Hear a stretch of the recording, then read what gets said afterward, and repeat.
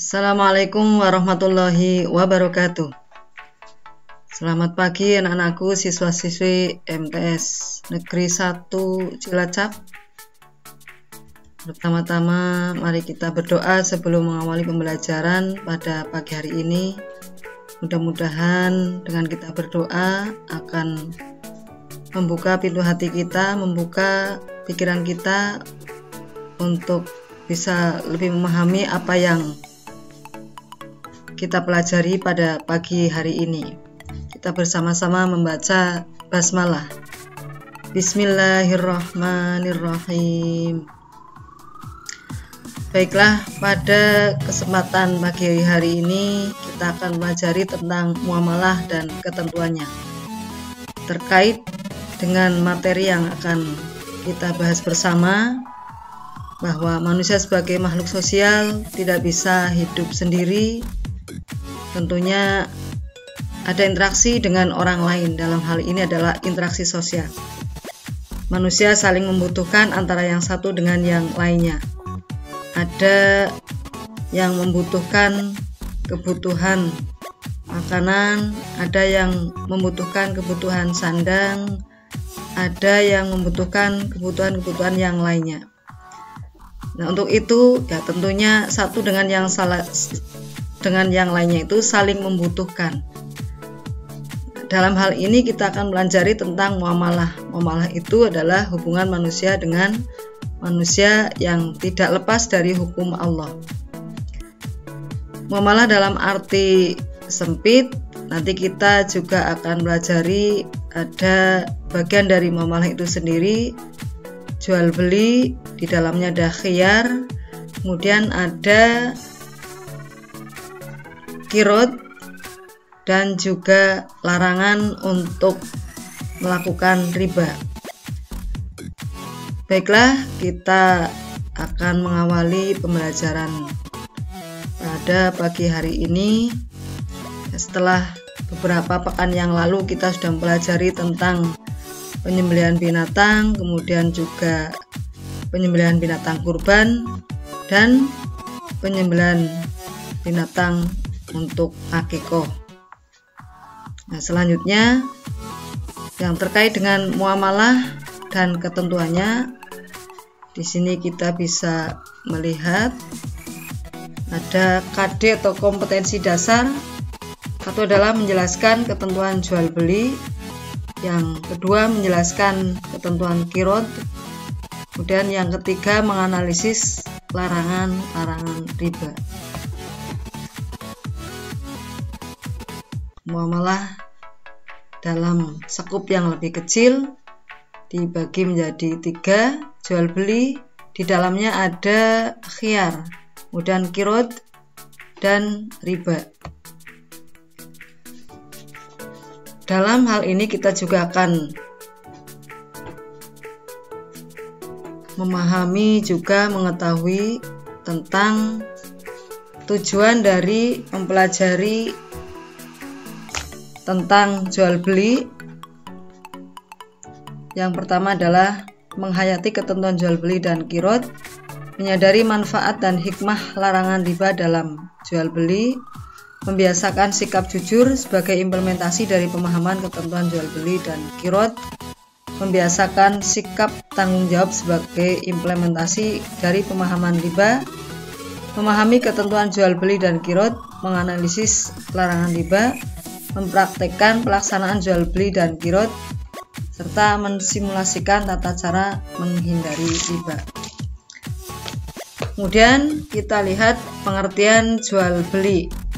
Ini ada menurut bahasa maupun istilah. Menurut bahasa, jual beli berasal dari bahasa Arab, yaitu al-bai'u atau al-bai'. Artinya adalah saling menukar. Artinya saling di sini berarti ada dua pihak.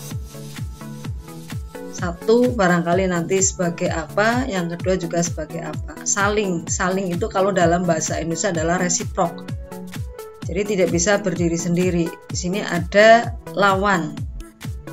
Kemudian menurut istilah, jual beli itu adalah menukar suatu barang dengan barang lain dengan cara ijab qabul atau akad. barang dengan barang, nah itu namanya barter. Barang dengan uang, nah itu nanti barangkali jual beli.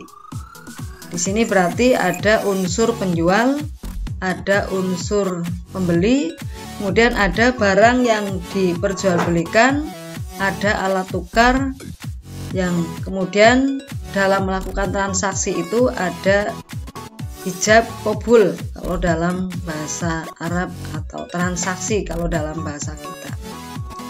Kemudian Sulaiman Rashid dalam bukunya Fikih Islam ada jual beli itu adalah tukar menukar barang dengan barang yang lain, atau uang disertai ijab qabul dengan syarat dan rukun tertentu. Berarti dalam melakukan transaksi jual beli itu harus ada syarat dan rukun yang harus terpenuhi. Bagaimana jika melakukan transaksi jual beli itu tidak memenuhi syarat dan rukun? Kita lihat dalam Al-Quran, surat Al-Maidah ayat 2. A'udzubillahi minasyaitonirrajim. Bismillahirrahmanirrahim. Ta'awanu 'alal birri wat taqwa wa la ta'awanu 'alal itsmi wal 'udwan. Al-Maidah ayat 2. Tolong menolonglah kamu dalam mengerjakan kebaikan dan takwa, dan jangan tolong menolong dalam berbuat dosa dan pelanggaran. Artinya di sini dua orang yang saling melakukan kebaikan dalam rangka takwa dan menghindari hal-hal dalam berbuat dosa dan kemaksiatan. Kemudian dalam Quran surat An-Nisa ayat 29, Bismillahirrahmanirrahim. Ya ayyuhalladzina amanu la ta'kulu amwalakum bainakum bil batil. La ta'kulu amwalakum bainakum bil batili illa an takuna tijaratan an taradhim minkum. An-Nisa ayat 29. Hai orang-orang yang beriman, janganlah kamu saling memakan harta sesamamu dengan jalan yang batil, kecuali dengan jalan perniagaan yang berlaku dengan suka sama suka di antara kamu. Di sini ada prinsip perniagaan atau prinsip dalam melakukan transaksi jual beli, yaitu antara dimingkum, suka sama suka di antara kamu. Jadi salah satu dari pihak itu tidak ada yang merasa dirugikan. Kemudian berdasarkan dalil yang tadi sudah kita baca bersama-sama, ada hukum jual beli. Yang pertama adalah mubah atau boleh atau halal. Ini adalah hukum asal dari jual beli. Artinya orang Islam itu diperbolehkan untuk mencari kebutuhan sehari-hari dengan cara jual beli yang halal. Sebagaimana dalam Quran surat Al-Baqarah ayat 275 yang berbunyi Bismillahirrahmanirrahim. Wa ahallallahu al-bai'a wa harrama riba.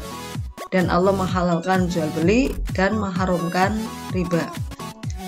Kemudian hukum yang kedua yaitu wajib. Artinya jual beli menjadi wajib karena ada sebab lain, seperti jika kebutuhan pokok manusia tidak terpenuhi kecuali dengan jalan jual beli, maka jual beli hukumnya wajib.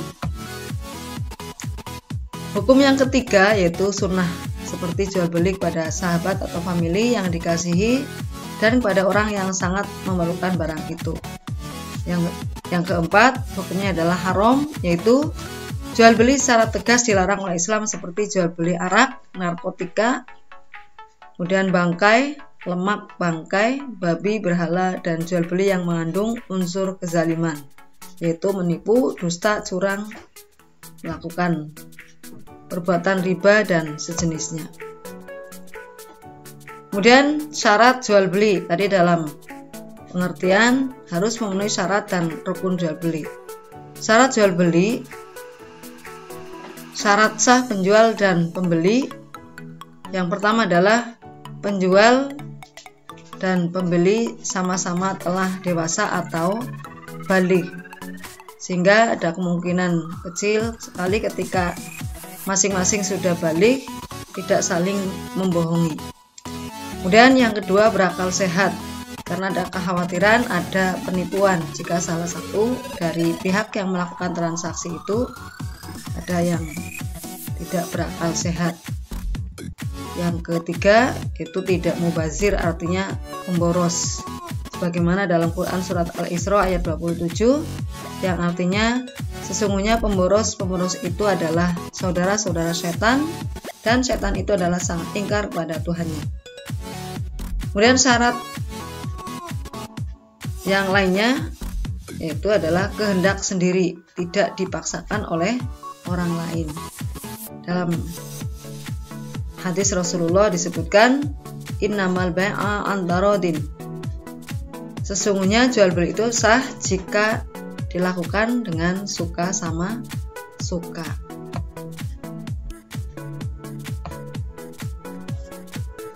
Syarat barang yang diperjualbelikan yang pertama adalah suci barangnya, yaitu barang yang dijual tidak mengandung najis.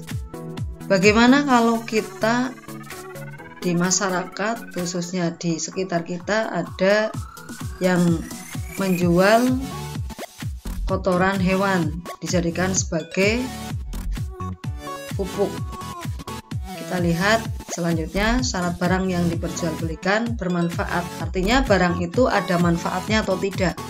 Kalau menurut Imam Syafi'i bahwa barang yang najis itu tidak bisa dijual. Kemudian menurut Imam Maliki bahwa jika barang itu ada manfaatnya meskipun najis, maka boleh diperjualbelikan.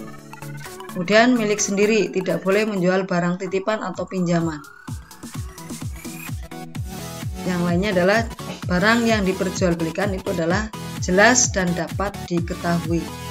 Misalnya ada orang mau menjual burung, tapi burungnya masih terbang di atas awan. Yang seperti itu kan barangnya itu belum jelas.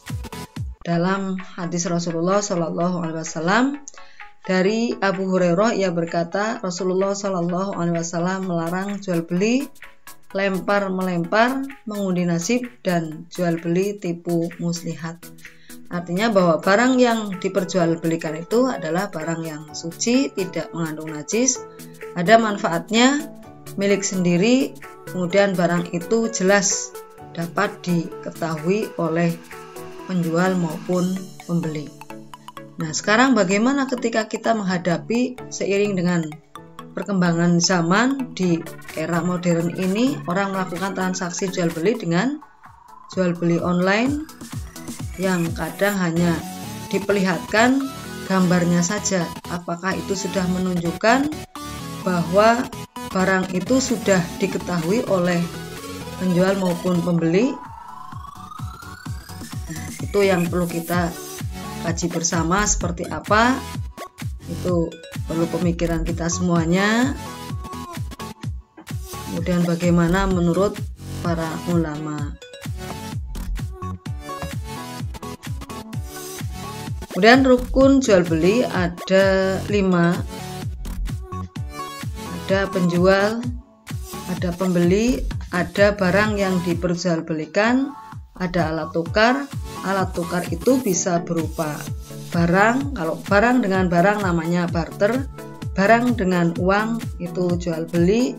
Kemudian dengan alat tukar yang lain, misalnya dengan cek, ya, ketika kita melakukan transaksi jual beli yang partai besar, ya tentunya uangnya lebih banyak lagi, maka tidak harus dengan uang tunai, tetapi boleh melakukan pembayaran dengan alat tukar yang lain, yaitu berupa cek.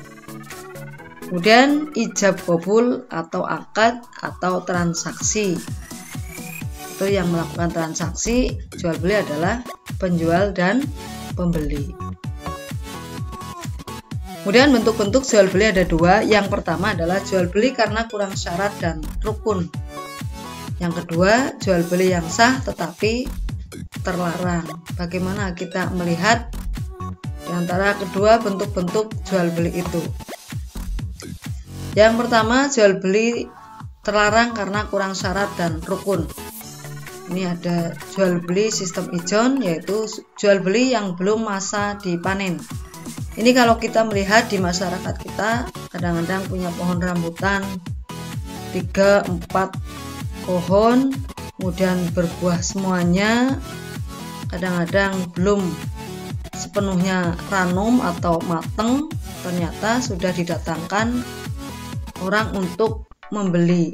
Padahal kalau kita melihat bahwa sudah pantaskah buah itu untuk dipetik, ini takutnya terjadi hal-hal yang tidak diinginkan. Barangkali ketika sebelum masa panen, ya, kemudian buahnya itu jatuh, sehingga ada salah satu pihak yang dirugikan. Hal yang semacam ini jelas dilarang, sebagaimana hadis Rasulullah SAW dari Ibnu Umar radhiyallahu anhu, Nabi SAW melarang jual beli buah-buahan sehingga nyata baiknya buah itu, yaitu pantas untuk dipetik, berdasarkan hadis muttafaqun alaih. Ini coba kalian bisa perhatikan, kalian harusnya bisa untuk mengingatkan kembali kepada barangkali ada tetangga kalian yang melakukan transaksi jual beli semacam itu, masih berwarna hijau tapi sudah dijual, padahal kita tidak tahu nanti akan ranum semuanya atau akan jatuh. Nah, itu yang harus kita ketahui, jangan sampai sekali lagi ada salah satu pihak yang dirugikan. Kemudian yang kedua, jual beli yang terlarang karena kurang syarat dan rukun. Jual beli anak binatang ternak yang masih dalam kandungan.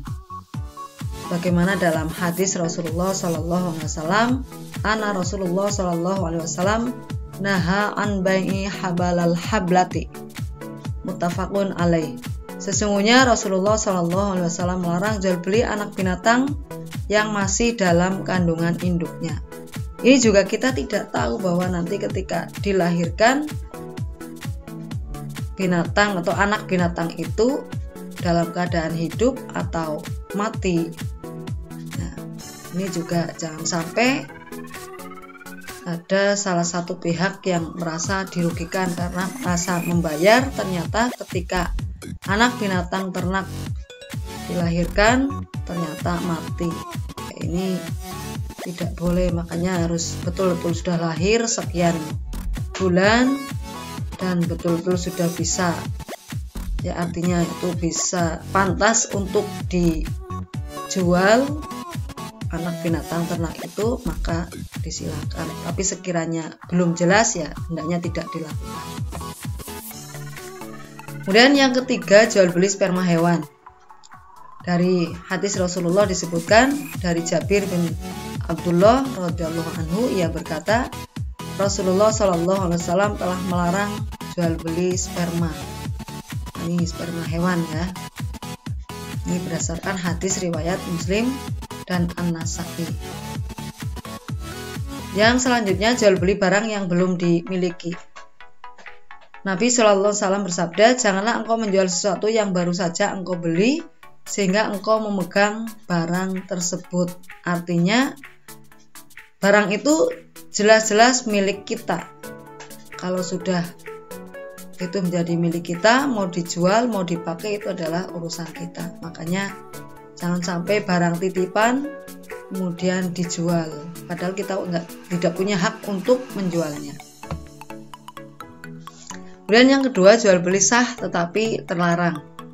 Ini berdasarkan Quran surat Al-Jumu'ah ayat 9 yang artinya, hai orang-orang yang beriman, apabila diseru untuk menunaikan sholat Jumat, maka bersegeralah kamu pada mengingat Allah dan tinggalkanlah jual beli. Yang demikian itu lebih baik bagimu jika kamu mengetahui. Ini adalah larangan sementara, artinya ketika seorang laki-laki sudah mendengar seruan untuk melaksanakan sholat Jumat, maka tinggalkan. Ketika ada seorang perempuan untuk menggantikan transaksi jual beli, tidak mengapa, karena yang punya kewajiban untuk melaksanakan sholat Jumat adalah orang laki-laki. Nah, bagaimana ketika sudah selesai melaksanakan sholat Jumat, mau dilanjutkan untuk melakukan jual beli lagi, silakan. Itu dalam Al-Quran pun ya silakan untuk melanjutkan, bahasanya mungkin melanjutkan, mencari karunia di muka bumi. Yang kedua, jual beli dengan niat menimbun barang. Rasulullah SAW mengingatkan, tidaklah seseorang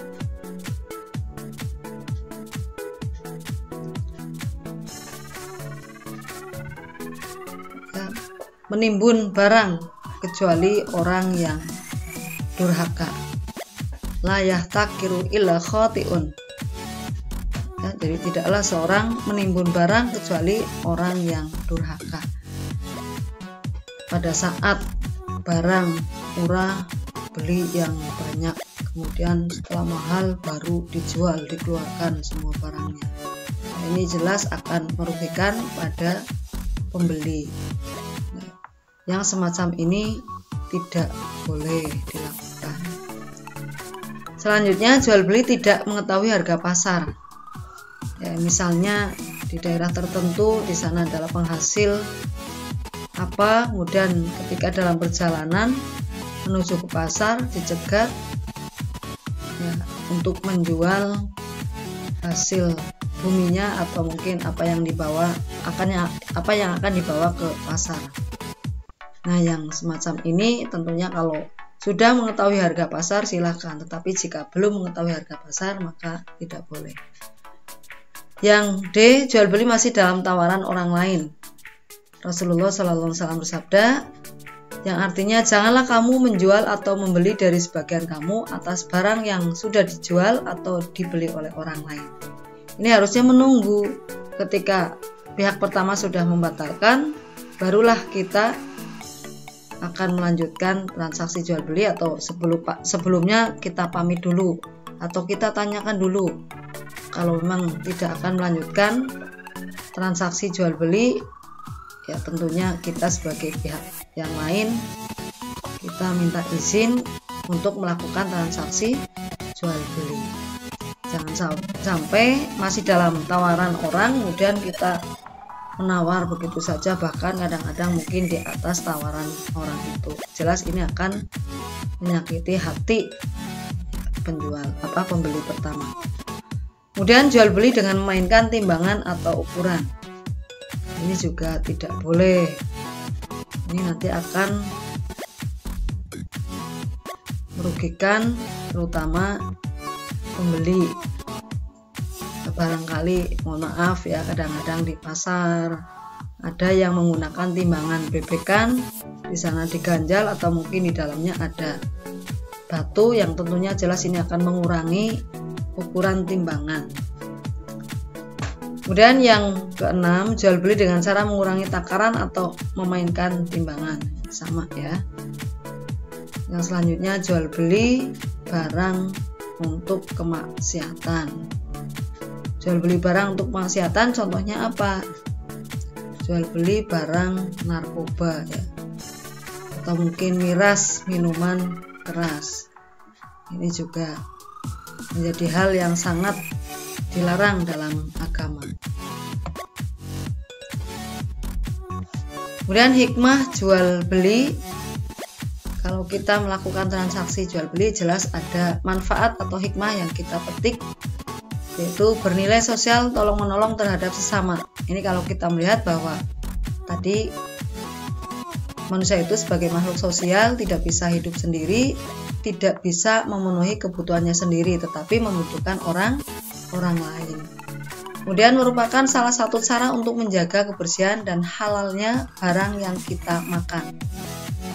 Ini ada beberapa hal yang terkait dengan cara mendapatkan barang yang halal. Salah satunya adalah dengan cara melakukan transaksi jual beli. Dengan melakukan transaksi jual beli yang tentunya sesuai dengan aturan Allah, maka hal itu akan membawa keberkahan tersendiri bagi orang yang melakukan transaksi jual beli. Dan yang ketiga, jual beli merupakan cara memberantas kemalasan, pengangguran dan rangkaian kejahatan lainnya. Kalau kita melihat bahwa orang yang berusaha seperti apapun ya, meskipun mungkin dari hal yang kecil, tetapi jika dia mau berusaha semaksimal mungkin untuk mendapatkan ya, paling tidak untuk penghidupan, maka itu tidak apa-apa ya.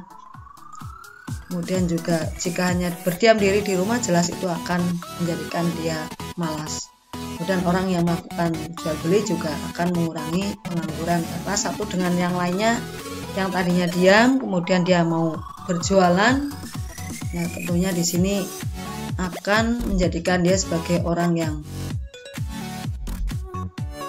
berusaha untuk memenuhi kebutuhannya. Yang keempat, berjual beli dengan jujur, sabar, ramah, memberikan pelayanan yang memuaskan, akan menjalin persahabatan. Dengan kejujuran, dia sampaikan bahwa barang yang dia jual adalah bagus, ya dia sampaikan bagus. Barang yang dia jual kurang bagus, ya hendaknya dia sampaikan kurang bagus. Dan seterusnya seperti itu. Kemudian sabar, artinya yang namanya rezeki itu kan datangnya sudah diatur oleh Allah, tetapi kita terus harus berusaha semaksimal mungkin untuk mendapatkan apa yang kita harapkan. Kemudian sebagai seorang penjual ya tentunya harus ramah, tidak suka marah-marah ya, tetapi ramah dan selalu tersenyum manis, terutama kepada para pelanggannya. Kemudian memberikan pelayanan yang memuaskan, akan menjalin persahabatan. Nah, karena dengan pelayanannya yang memuaskan, maka orang akan selalu terkenang dan terkesan baik, sehingga dia akan datang berbondong-bondong menjadikan dia sebagai langganannya. Kemudian yang selanjutnya dalam jual beli juga ada khiyar. Khiyar menurut bahasa artinya adalah memilih antara dua pilihan, sedangkan menurut istilah syara yaitu hak memilih bagi penjual atau pembeli untuk meneruskan akad jual beli atau membatalkannya. Dalam hadis disebutkan bahwa wa anta bil khiyari bi kulli sil'atin ibta'taha salasa layalin wahul Baihaqi wa Ibnu Majah. Engkau berhak memilih dalam tiap-tiap barang yang engkau beli selama 3 malam. Kalau melihat dari hadis ini, hukum khiyar adalah mubah atau boleh. Kemudian khiyar yang sesuai dengan aturan syara hukumnya boleh, tetapi khiyar untuk menipu hukumnya haram dan dilarang. Tujuan khiyar agar penjual dan pembeli dapat mempertimbangkan sebaik-baiknya, supaya akhirnya tidak ada penyesalan di kemudian hari. Kemudian khiyar itu ada 3, khiyar majelis, khiyar syarat, dan khiyar aibi.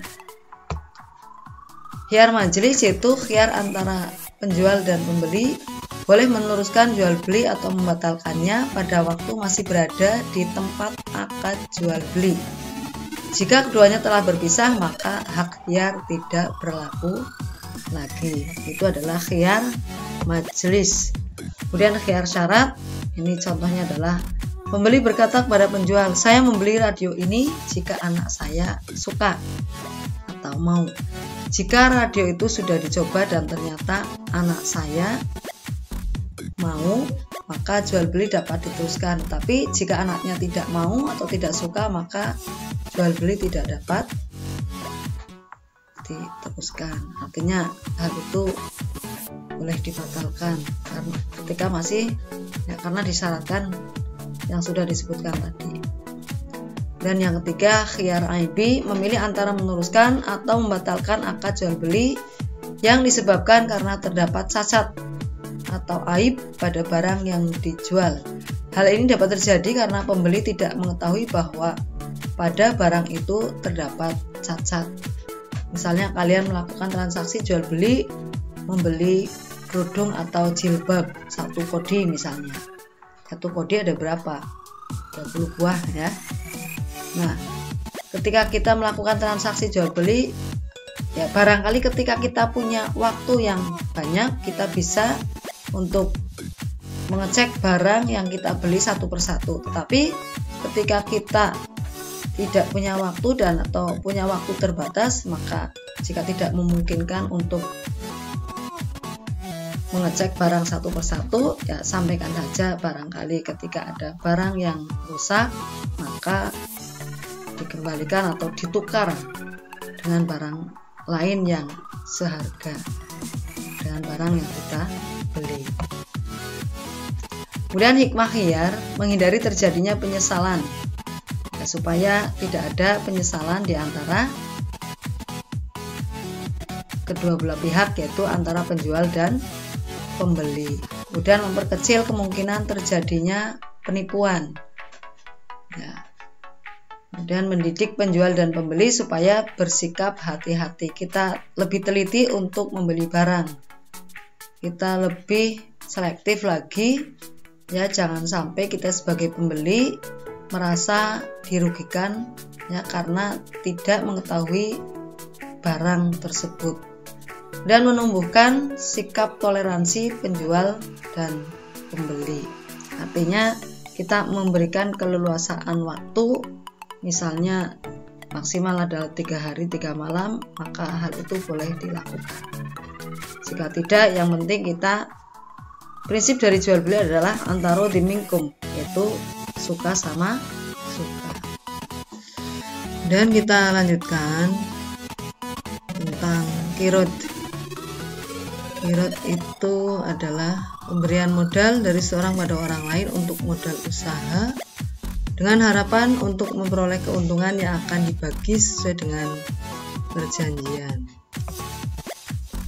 bersama, yaitu antara yang memberikan modal dan yang diberi modal.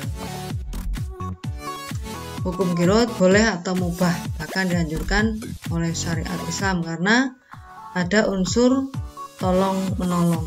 Kalau kita lihat bahwa di sini ada satu pihak yang mempunyai modal, di pihak yang lain yang mempunyai skill atau keahlian tentang usaha, sehingga antara yang satu dengan yang lainnya saling membantu.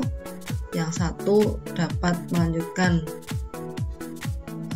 kelangsungan hidupnya dari diberikan modal itu, kemudian di pihak yang lain modal itu akan diupayakan untuk membuka peluang usaha. Nah, ini artinya bahwa ada saling terkaitan untuk mendapatkan keuntungan bersama sesuai dengan perjanjian yang disepakati. Jika niat itu beribadah kepada Allah, maka Allah akan menolongnya. Bagaimana dalam hadis Rasulullah SAW, dan Allah akan menolong hambanya selama hambanya itu mau menolong saudaranya. Berdasarkan hadis riwayat Muslim. Kemudian rukun kirot ada 6. Ada modal usaha. Modal usaha itu bisa berupa uang, bisa berupa barang. Kalau uang mungkin kita bisa melihat kemitraan atau mungkin kerjasama antara nasabah dengan bank. Itu adalah usaha, modal usaha yang berupa uang. Tetapi di sisi lain kalau kita melihat ada Baitul Mal wa Tamwil juga bisa memberikan modal berupa barang. Contohnya ketika seseorang sudah punya usaha dan ingin menambah modal usahanya yang tadinya mungkin menggunakan dorongan atau gerobak biasa atau mungkin pakai sepeda, tetapi kemudian karena semakin berkembang sehingga membutuhkan gerobak untuk usaha lebih maju lagi. Kemudian yang ada berupa barang sebagaimana yang pernah dicontohkan oleh Rasulullah SAW pada saat beliau masih muda. Beliau menjualkan, membawa barang dagangan Sayyidatina Siti Khadijah yang kemudian dijualnya. Setelah itu mendapatkan keuntungan dan dikembalikan. Keuntungan itu kemudian dibagi sesuai dengan perjanjian bersama. Yang kedua, rukun qiraat ada pemberi modal. Dalam hal ini bisa perorangan, bisa badan hukum, bisa bank atau yang lainnya. Yang ketiga, ada pelaku usaha atau pekerja. Itu orang yang diberi modal.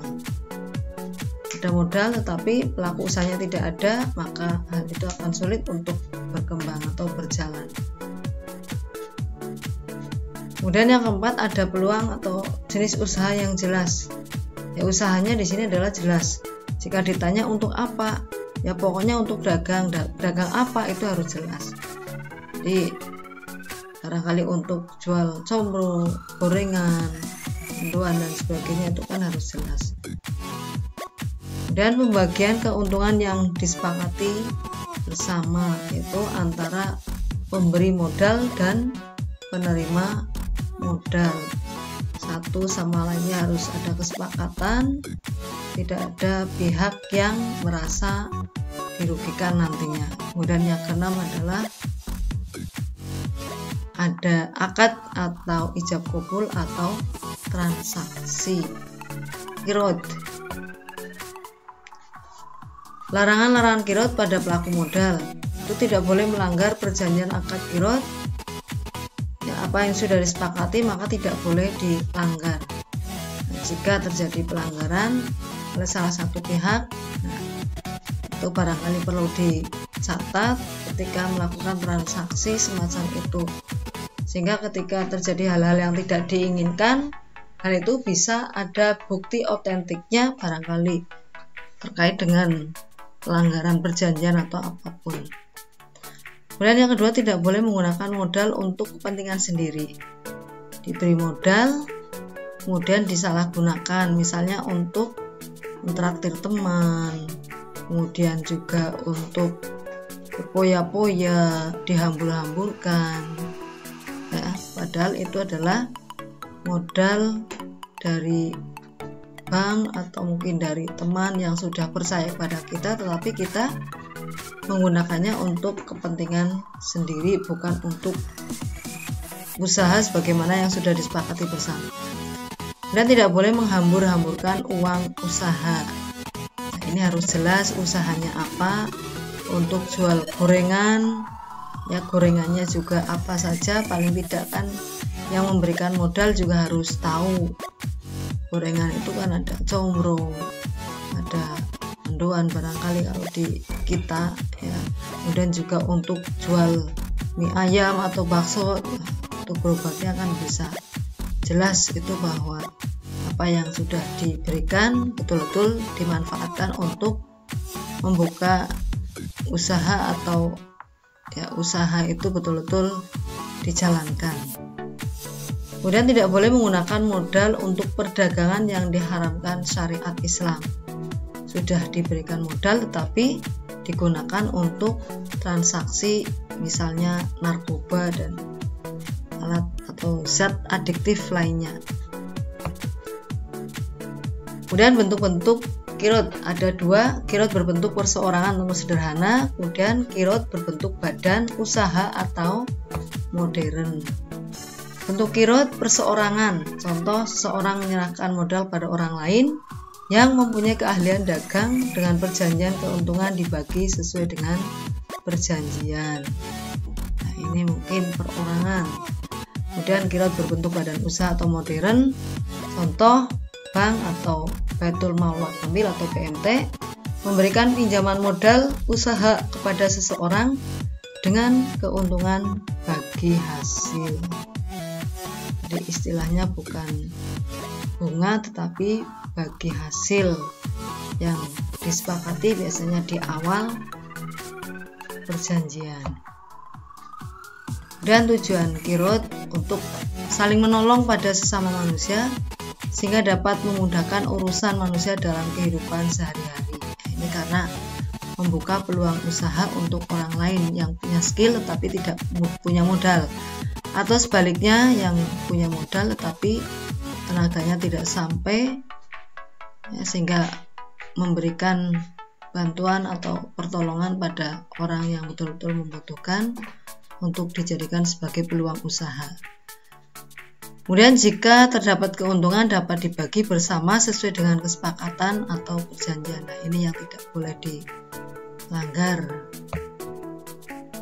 Batalnya qirot jika kedua belah pihak ada yang mengingkari janji, kemudian telah habis waktu yang ditentukan, dan yang ketiga adalah terjadi penyelewengan modal. Jangan sampai kedua belah pihak itu saling mengingkari perjanjian untuk diberi modal jual gorengan, ternyata digunakan untuk berpoya-poya atau mungkin untuk kesenangan sendiri atau untuk kepentingan sendiri. Kemudian habis waktu yang ditentukan. Nah, perjanjiannya misalnya jangka waktu 5 tahun. Nah, kalau sudah 5 tahun berarti sudah habis waktunya. Jika ada perpanjangan ya silakan, itu sesuai dengan kesepakatan lagi. Terjadi penyelewengan modal, ini batalnya qirot.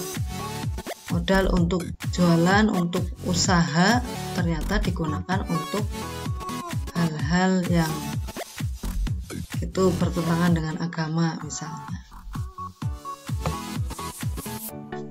Kemudian yang lainnya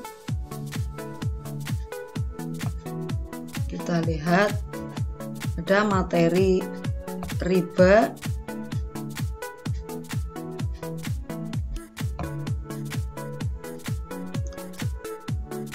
Ada macam-macam riba. Kita lihat riba itu adalah azyadah menurut bahasa, artinya adalah kelebihan atau pertambahan. Sedangkan menurut istilah, riba adalah kelebihan dalam tukar menukar suatu jenis barang yang dapat memberatkan salah satu pihak. Dan hukum riba, melakukan riba hukumnya haram sebagaimana firman Allah, A'udzubillahi minasyaitonirrajim. Ya ayyuhalladzina amanu la ta'kulu riba ad'afan mudha'afah wattaqullaha la'allakum tuflihun. Hai orang-orang yang beriman, janganlah kamu makan riba dengan berlipat ganda, dan bertakwalah pada Allah supaya kamu mendapatkan keberuntungan. Dan dalam sabda Rasulullah SAW dengan tegas mengingatkan dari Jabir radhiyallahu anhu yang berkata, Rasulullah SAW telah melaknati orang-orang yang memakan riba, orang yang menjadi wakilnya yaitu orang yang makan hasil riba, orang yang menuliskan atau orang yang menyaksikan. Seterusnya Nabi bersabda, mereka itu adalah sama saja sebagai pelaku riba. Dan yang kedua, riba fadli. Ini kalau kita bicara tentang riba ada 3 ya, maaf. Riba itu ada 4, maaf. Ada riba qardi, riba fadli, riba yadi, dan riba nasi'ah. Riba fadli yaitu tukar menukar dua barang yang sejenis dengan ukuran yang tidak sama. Contohnya seseorang menukarkan seekor kambing dengan kambing lain yang lebih besar. Kalau akan menukar dengan kambing maka yang sama besar. Jangan sampai satu dengan yang lainnya juga ada pihak yang merasa dirugikan. Yang kedua, riba qardi yaitu utang piutang dengan syarat ada keuntungan atau bunga bagi yang mengutangi. Contoh seseorang yang memberikan utang beberapa rupiah dengan syarat pada waktu mengembalikan dilebihkan dari jumlah itu. Misalnya, saya utang uang kepada si A. Kata si A, silakan, boleh. Ya, tetapi harus dilebihkan dalam membayarnya. Utang 100.000 misalnya. Silakan, tapi nanti mengembalikannya menjadi 110.000. Yang 10.000 itu yang merupakan tambahan atau ziyadah. Ya, itu karena disyaratkan oleh orang yang memberikan utang. Nah, bagaimana jika hal itu dilakukan oleh orang yang diutangi? Ya, sebagai bentuk rasa terima kasih itu tidak apa-apa. Yang penting tidak disyaratkan oleh orang yang mengutangi. Dan yang ketiga, riba yadi yaitu berpisah dari tempat akad jual beli sebelum timbang terima. Contohnya seorang membeli barang, setelah dibayari si penjual langsung pergi, padahal barang belum diketahui jumlah atau ukuran oleh si pembeli. Makanya kedua belah pihak harus saling menyaksikan ketika barang yang kita beli itu ditimbang. Yang keempat, riba nasi'ah, yaitu tambahan barang dengan barang lain yang pembayarannya disyaratkan lebih dengan cara melambatkan pengembalian. Contoh, seseorang meminjam emas 10 gram, pengembaliannya setahun mendatang menjadi 11 gram. Jika belum terbayar, maka tahun berikutnya menjadi 12 gram. Seperti itu, ya, yang semacam itu maka menjadi riba nasi'ah. 10 gram jadi 11 gram, 11 nanti jadi 12 dan seterusnya. Ya, ini jelas akan merugikan pihak-pihak tertentu. Barangkali itu yang bisa Ibu sampaikan. Kita perlu refleksi kembali, kita melihat di sekeliling kita, di lingkungan kita, bagaimanakah, apakah ada yang mempraktekkan jual beli sistem ijon, jual beli sperma hewan, jual beli hal lain yang jelas-jelas itu dilarang oleh agama. Itu saja barangkali yang Ibu sampaikan, mudah-mudahan bermanfaat untuk kita semuanya.